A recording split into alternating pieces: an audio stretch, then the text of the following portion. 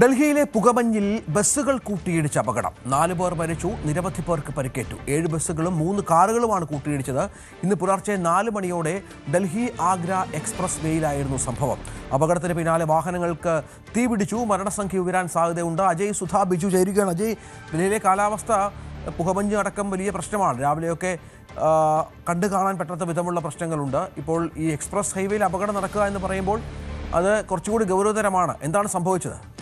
രഞ്ജിത്ത്, ഓരോ ദിവസവും ഡൽഹിയിലെ സാഹചര്യം കൂടുതൽ ഗുരുതരമായി തുടർന്നുകൊണ്ടിരിക്കുകയാണ്. ഇന്നലെ നമുക്കറിയാം ഗോട്ട് ടു 2025 യാത്രയുടെ ഭാഗമായിട്ട് മെസ്സി ഡൽഹിയിലേക്ക് എത്തുന്ന ഒരു പരിപാടി ഉണ്ടായിരുന്നു. അപ്പോൾ ഈ ഡൽഹിയിലേക്ക് എത്തുന്നതിനിടെ അദ്ദേഹത്തിൻ്റെ ഫ്ലൈറ്റ് ഏറെ സമയം ലേറ്റായിരുന്നു. അപ്പോൾ ഇതിനും കാരണം ഡൽഹിയിലെ ഈ പുകമഞ്ഞ് തന്നെയായിരുന്നു. ഈ പുകമഞ്ഞ് കാരണം ഇത്തരത്തിൽ വിമാനങ്ങൾ വൈകുക, അതുപോലെ തന്നെ മറ്റു വാഹനങ്ങൾക്ക് കാഴ്ച പരിമിതി ഉണ്ടാവുക എന്നീ സംഭവങ്ങളെല്ലാം അവിടെ സ്ഥിരമായി നടന്നുകൊണ്ടിരിക്കുകയാണ്. അപ്പോൾ ഇന്ന് രാവിലെയാണ് ഇത്തരത്തിൽ കാഴ്ച പരിമിതി കാരണം വലിയൊരു അപകടം തന്നെ ഡൽഹി എക്സ്പ്രസ് വേയിൽ ഉണ്ടായത്. ഇന്ന് രാവിലെ 4 മണിക്ക് യു പിയിൽ നിന്ന് ഡൽഹിയിലേക്കുള്ള യാത്രക്കിടെയായിരുന്നു ഇത്തരത്തിലൊരു അപകടം. ആദ്യം 3 കാറുകൾ കൂട്ടിയിടിക്കുകയും ഇവയ്ക്ക് പിന്നാലെ മറ്റ് 7 ബസ്സുകൾ ഇവയ്ക്ക് പുറത്തേക്ക് ഇടിച്ച് കയറുകയുമായിരുന്നു. ഈ കാറിലുണ്ടായിരുന്ന 4 യാത്രക്കാരുടെ മരണമാണ് നിലവിൽ സ്ഥിരീകരിച്ചിട്ടുള്ളത്. 20-ലധികം പേർക്ക് പരിക്കും ഏറ്റിട്ടുണ്ട്.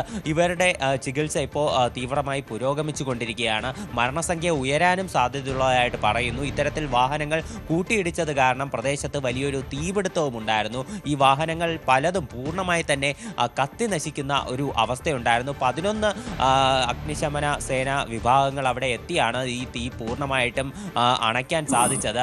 ഇപ്പോൾ നിലവിൽ ഉത്തർപ്രദേശ് മുഖ്യമന്ത്രിയായിട്ടുള്ള യോഗി ആദിത്യനാഥ് സംഭവത്തെ അപലപിച്ചുകൊണ്ട് രംഗത്തെത്തിയിട്ടുണ്ട്. മരിച്ചവരുടെ കുടുംബാംഗങ്ങൾക്ക് 2 ലക്ഷം രൂപ ധനസഹായവും പരിക്കേറ്റവർക്ക് 50,000 രൂപ ധനസഹായവും പ്രഖ്യാപിച്ചിട്ടുണ്ട്. എന്തായാലും ഈ ഡൽഹി മലിനീകരണത്തിൻ്റെ ഭാഗമായി ഉണ്ടാകുന്ന പുകമഞ്ഞിൻ്റെ ഏറ്റവും വലിയൊരു പ്രശ്നം, അതിൻ്റെ ഒരു രൂക്ഷമായിട്ടുള്ള, അതിൻ്റെ ഒരു തീവ്രമായിട്ടുള്ള മുഖമാണ് ഇന്നത്തെ ഈ അപകടത്തിലൂടെ ദൃശ്യമായത്.